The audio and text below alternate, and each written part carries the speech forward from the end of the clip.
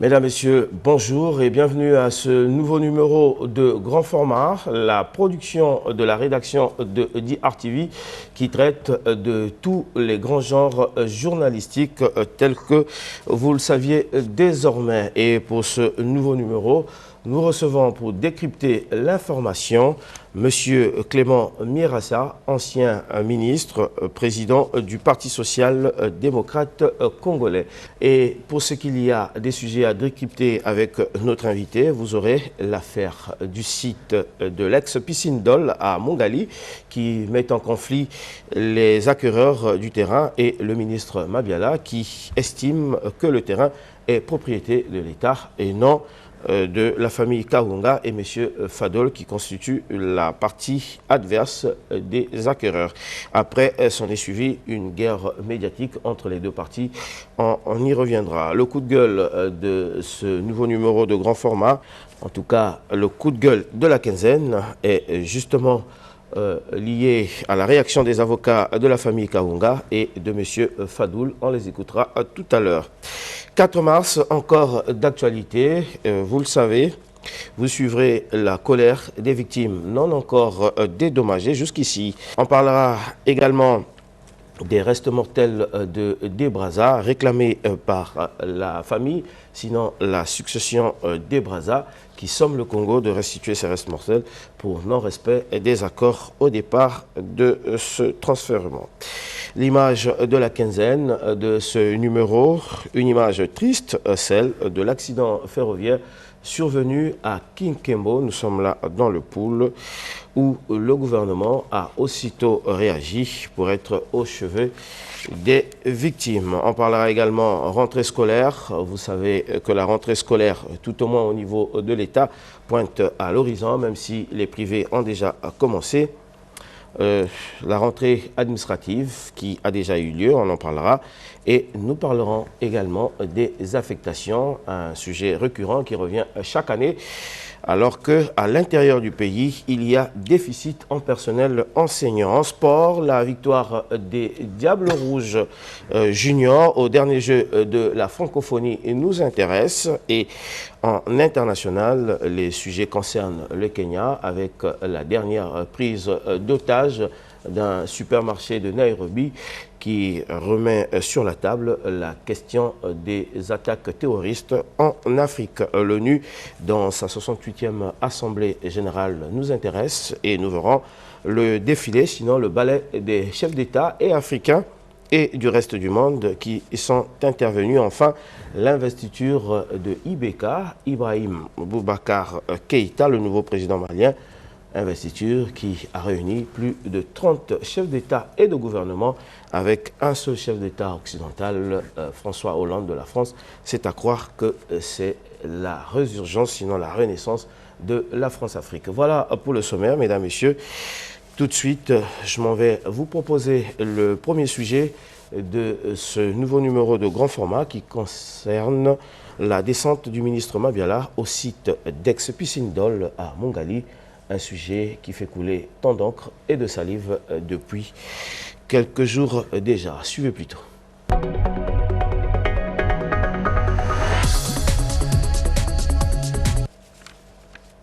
Donc nous, État, nous avons affecté à la mairie. C'est un bien de l'État, la mairie n'est qu'affectataire. Que vaut un titre foncier sur un bien de l'État? C'est la question que le ministre des Affaires foncières et du domaine public, Pierre Mabiala, s'est posée sur ce terrain de plus d'1,5 hectare, situé sur la rue Lagué, à Mongali.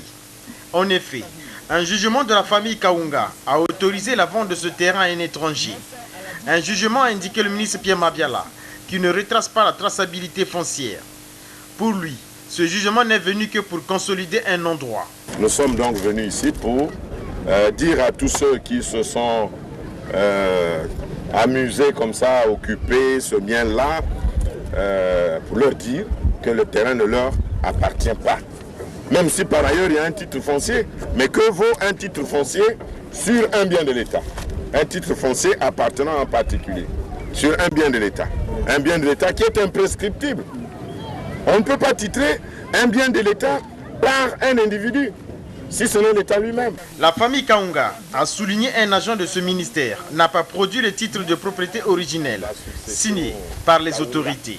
Le seul document officiel a indiqué le ministre Pierre Mabiala était un arrêté colonial datant de 1956. Un arrêté qui avait attribué ce terrain à la mairie, à l'époque, commune mixte de Brazzaville. Aujourd'hui, a souligné un représentant du maire de Brazzaville, aucune délibération ou acte portant cession de cette terre à la famille Kusangana n'existe. Par ailleurs, le ministre des Affaires foncières et du domaine public a annoncé l'implantation prochaine sur ce terrain d'une entreprise de fabrication de pavés. Voilà, vous venez de suivre là donc la descente du ministre Mabiala. Le reportage de Justin Mavaka vous a donné les détails de la genèse de cette affaire. Réponse du berger à la bergère. Les avocats, en tout cas des acquéreurs, la famille Kaunga et M. Fadol, avaient réagi.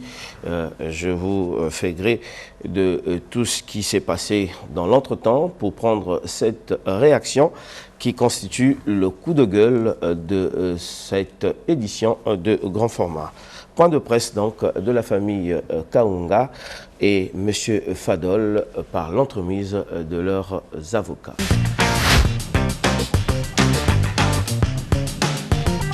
Ils sont là depuis 65. Donc de 65 à maintenant, ça fait plus de 30 ans. Alors il y a la prescription, trentenaire tel que je dis. On va dire au monsieur, écoutez, allez vous faire foutre, parce qu'il y a l'acte de cession de 1956 qui d'ailleurs a déjà perdu ses effets. On ne peut pas ici, dans cette procédure, citer cet acte, parce que cet acte-là a déjà perdu ses effets. Du fait de l'attribution municipalité de 1965. C'est tout. Et le débat est clos. Le débat est clos. Alors, monsieur le ministre Clément Mirassa, vous avez géré la chose publique au plus haut niveau. Vous étiez membre du gouvernement, ancien ministre. Même si ce n'est pas dans le même domaine, que vous inspire ou quelle réaction vous suscite cette affaire de l'ex-Pissindol? J'ai frimé un peu quand j'entends un certain nombre de choses. J'ai entendu le ministre dire que vaut un titre financier sur une propriété d'État, mais qui délivre le titre foncier. C'est encore l'État. C'est bien l'État. Et lorsque je vois ce qui se passe, j'en suis un peu peiné.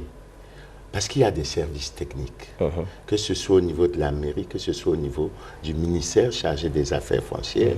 Il est bon, de mon point de vue, que le ministre prenne un peu de recul, qu'il y ait moins de médiatisation dans ces descentes et dans ce qui se fait. Parce que l'opinion, pas seulement pour cette affaire, il y a beaucoup de critiques par rapport à la pratique au niveau de ce département ministériel. Lorsqu'on sait sur sa façon de faire. Le domaine foncier est un domaine sensible. Le domaine foncier non seulement est un domaine sensible, mais il faut faire confiance aux structures techniques que vous avez mises en place pour qu'elles fassent suffisamment de travail et que le ministre ne soit pas en difficulté. J'ai lu dans la presse que le ministre a été induit en erreur par la mairie. Je suis désolé. Et vous le pensez ? La mairie a des services techniques. Les affaires foncières ont des structures techniques. Laissez les structures techniques travailler. N'offrons pas à notre peuple ce genre de spectacle. Et s'agissant de ce ministère, je dois vous dire que l'opinion générale est que, pour ce ministère, tous les Congolais ne sont pas égaux devant la loi. Deuxièmement, que voulez-vous dire par là? Ça veut dire qu'on frappe les faibles. Et il y en a qui sont épargnés. Vous savez qu'on a suivi. Donc il y a comme ça des gens, parce que du fait de leur positionnement social, ils ne sont pas dérangés ou inquiétés par l'action du ministre. Bien sûr, je vous prends un exemple très simple. On a médiatisé la casse d'une maison du préfet du Niari à Dolisie. Mais à Brazzaville, nous savons que beaucoup de nos responsables ont occupé le domaine public. Rien n'est absolument fait. Et ça, le peuple le vit très mal. Il faut que le ministre soit en mesure de faire appliquer la loi et de se dire que tous les Congolais sont égaux devant la loi. Il ne faut pas qu'on s'adresse, qu'on s'attaque aux faibles, qu'on épargne les forts et qu'on laisse. C'est ça qui crée le malaise dans notre société. C'est donc une politique de deux poids, deux mesures. C'est deux poids, deux mesures. C'est ce qui se fait. Et moi, je conseillerais à monsieur le ministre des Affaires foncières de moins médiatiser et de travailler dans le silence et d'associer beaucoup ces structures techniques dans le travail qu'il fait. Il gagnerait beaucoup. On comprend sa détermination et sa volonté, mais je crois qu'il gagnerait beaucoup en faisant comme ça. Pour l'intérêt de la nation, je ne sais pas quels sont les rapports opposition-gouvernement. Est-ce que vous ne pourriez pas par vous-même, sans être son conseiller, aller le voir en tant que jeune frère, citoyen? Si vous me le conseillez, je le ferai. Mais je profite déjà de l'occasion que vous me donnez pour lui faire parvenir le message. Et à l'occasion, je pense qu'on lui fera passer le message de manière assez gentille. Tout à fait. Le message est passé, voilà qui nous emmène à aborder un autre sujet, celui lié au drame du 4 mars d'Mpila de 2012. Nous évoquerons tout de suite la colère des victimes non encore prises en compte ou dédommagées qui attendent jusqu'ici.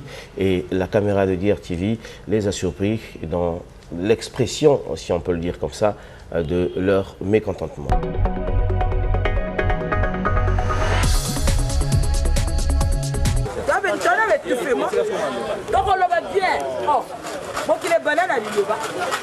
La colère des sinistrés du 4 mars, quartier 56 Wende, est montée d'un cran. Ces sinistrés qui se disent être littéralement abandonnés par les pouvoirs publics alors que bien d'autres avaient déjà perçu l'allocation d'urgence arrêtée à 3 millions de francs CFA par le gouvernement de la République, se sont retrouvés mardi pour examiner leur situation.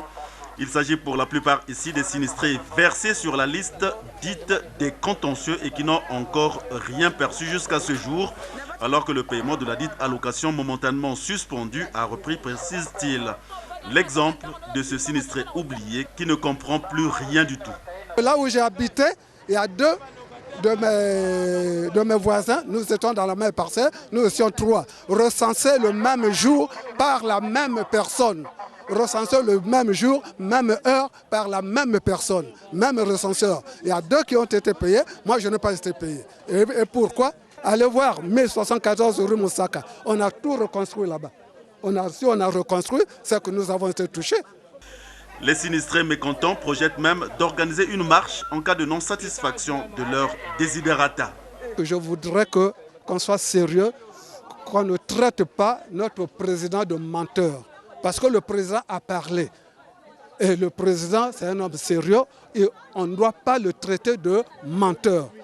Et s'il y a des gens qui essaient de faire des manœuvres là au milieu, non, de grâce, qu'on ne fasse pas cela. Nous voulons préserver la paix chèrement acquise par notre président. Ils ont également fustigé l'attitude de leur maire, Marcel Ganongo, qui a entrepris des descentes dans les quartiers sinistrés avec son collègue maire du 6e arrondissement, Priva Frédéric Ndeke, mais sans, précise-t-il, faire un tour au quartier 56, Wende, où il y aurait, en dehors des contentieux, des sinistrés totalement oubliés qui revendiquent également leurs droits.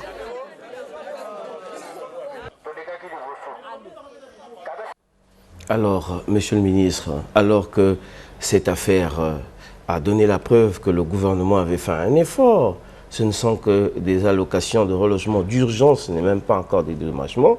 Il y a eu un travail de nettoyage qui avait été fait par rapport aux tricheurs qui voulaient s'infiltrer pour gagner de l'argent gracieusement sur le dos de l'État. Est-ce qu'aujourd'hui, on pouvait encore parler des victimes, des sinistrés non pris en compte, à votre avis? Je suis très triste pour cette affaire, très triste parce que nous avons perdu beaucoup de vies humaines, il y a eu beaucoup de dégâts matériels. Et moi, je suis des Congolais qui pensent que dans cette affaire, la responsabilité de l'État est grande. Elle est grande parce que vous savez que dans les années 1980, sous Sassou I, la décision avait déjà été prise de délocaliser les casernes. Et depuis, le président, le 4 mars, avait rappelé qu'en 2009, on avait renouvelé cette décision de délocaliser les casernes. Ça n'a pas été fait. Et je suis d'autant plus triste que lorsque j'ai suivi le procès et j'ai écouté les déclarations des chefs militaires, c'est triste. Tous les chefs militaires qui sont passés au procès ont déclaré avoir été au courant du danger que représentaient ces casernes pour les populations. Donc après ce que nous voyons, après les engagements pris par le gouvernement, Je vous rappelle qu'en 2012, il y a eu un collectif budgétaire.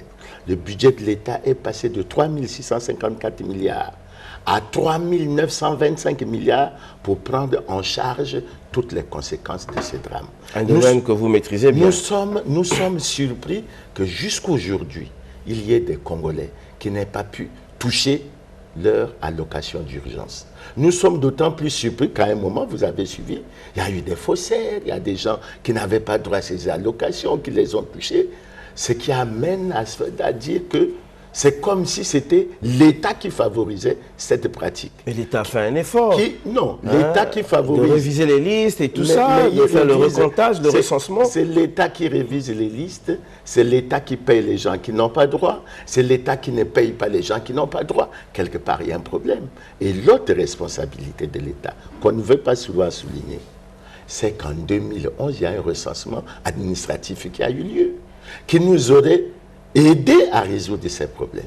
Les résultats de ce recensement sont où? Aucune sanction n'a été prise. L'argent est sorti du trésor. On ne sait pas combien de milliards. On ne sait pas ce qui a été fait. Donc, je pense de grâce que le gouvernement prenne la responsabilité de régler définitivement cette question.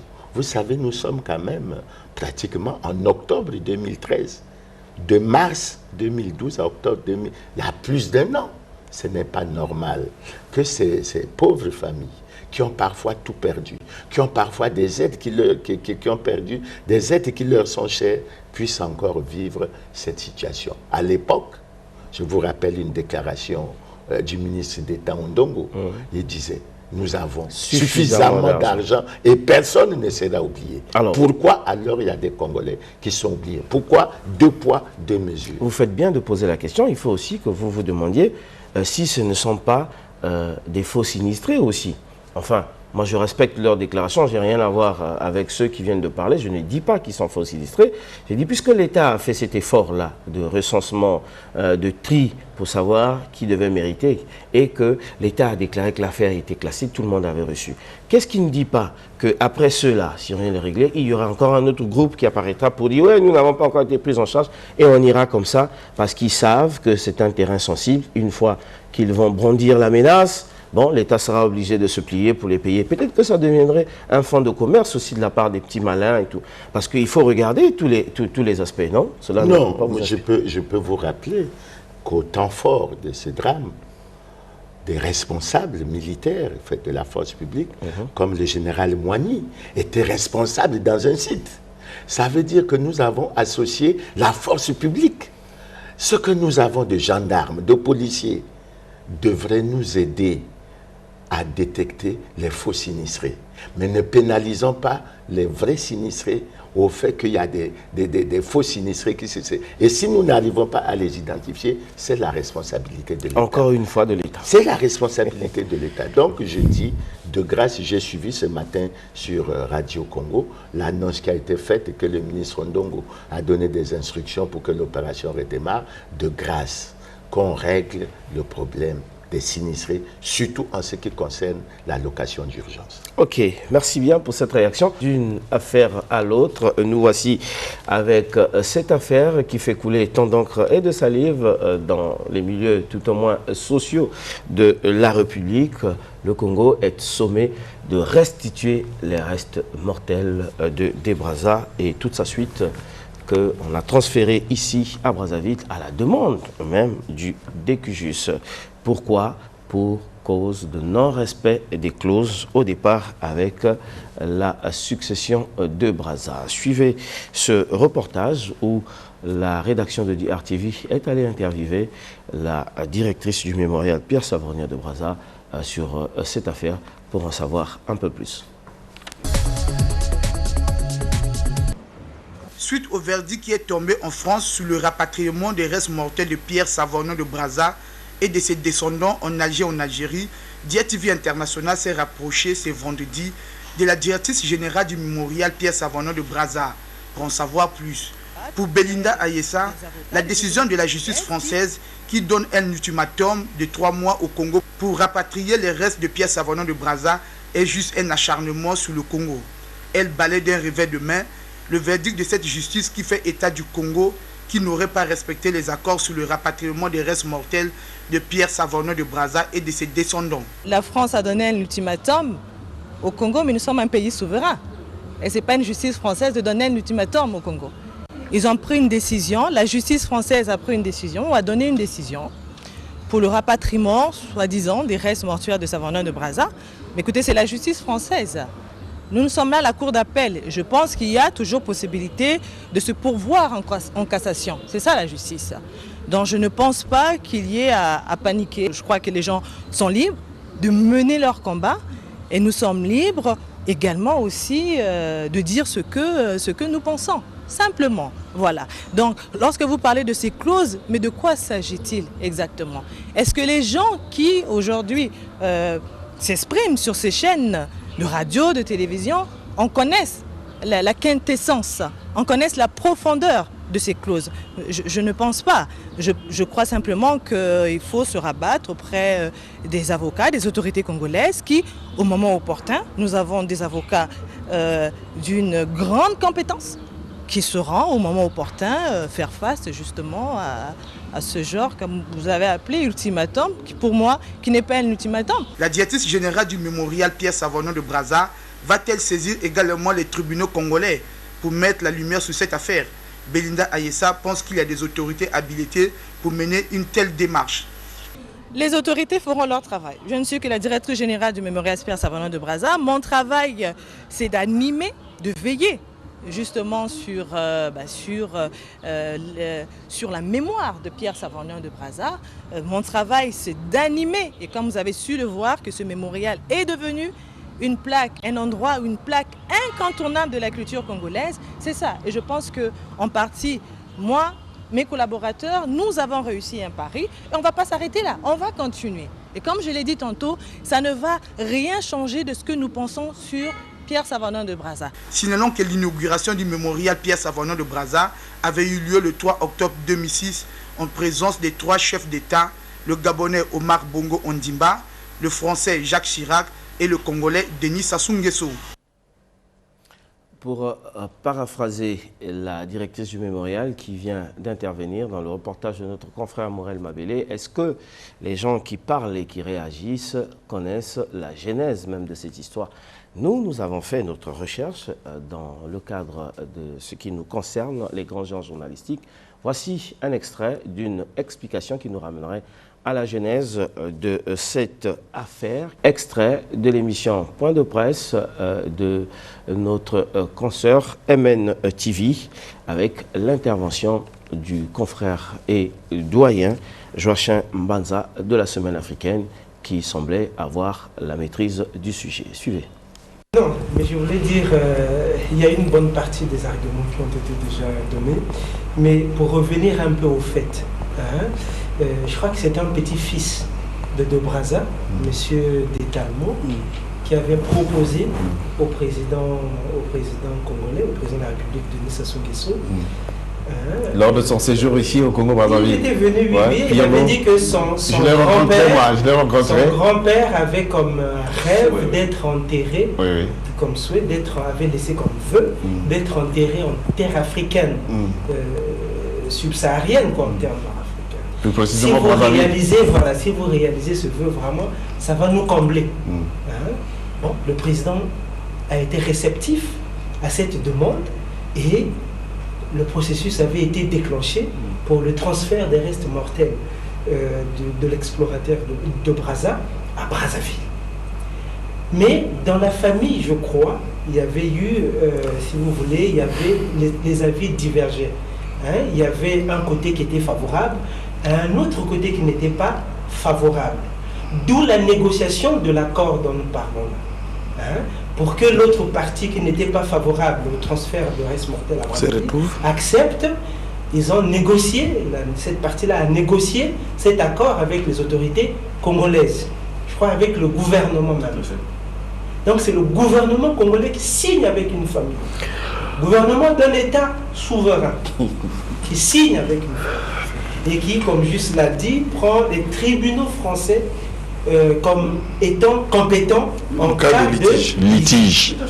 tout a été fait, on a fait le transfert des restes mortels, ce que nous savons, l'inauguration du mémorial, l'inauguration solennelle, le président français Jacques Chirac est venu, le président Bongo également de ces points. Bon, je ne rentre pas dans l'aspect des délits, c'est un aspect aussi de débat, oui, c'est vrai, justement. Mais pour l'instant, prenons d'abord ça.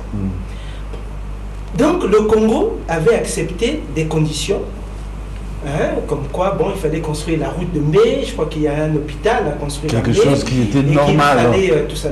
Tout ce qui est au bénéfice du Congo, au bénéfice des Congolais, voilà.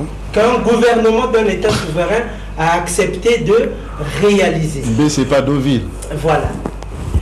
Constatant que le Congolais ne tenait pas, ne respectait pas ces conditions, les 15 membres de la famille de l'explorateur ont porté plainte au tribunal de grande instance de Paris.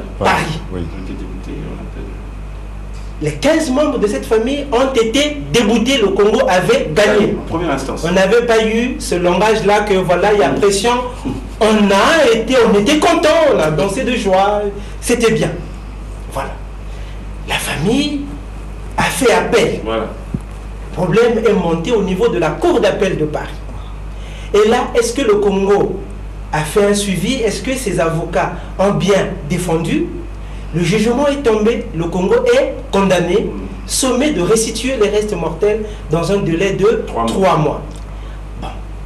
Je crois que dans l'intervention de la directrice du mémorial, ce que je peux retenir, c'est simplement l'aspect que, bon, le Congo va probablement se pourvoir en cassation, mais le reste, ça devient un peu de la politisation. Voilà, votre réaction, Monsieur le Président du je crois que les choses sont claires, mais je suis très malheureux, à la fois pour le Président de la République et pour le Congo, parce que c'est l'image du Congo qui est ternie. Je crois que vous avez suivi le message du Président sur son rapport sur l'état de la nation. Oui. Et vous avez vu que lorsque le Président abordait l'aspect de la gratuité qu'il a décidé pour un certain nombre... Une réaction dans la salle. Vous avez suivi qu'il y a eu une réaction dans la salle. Pourquoi? Parce que les Congolais ne vivent pas cette gratuité.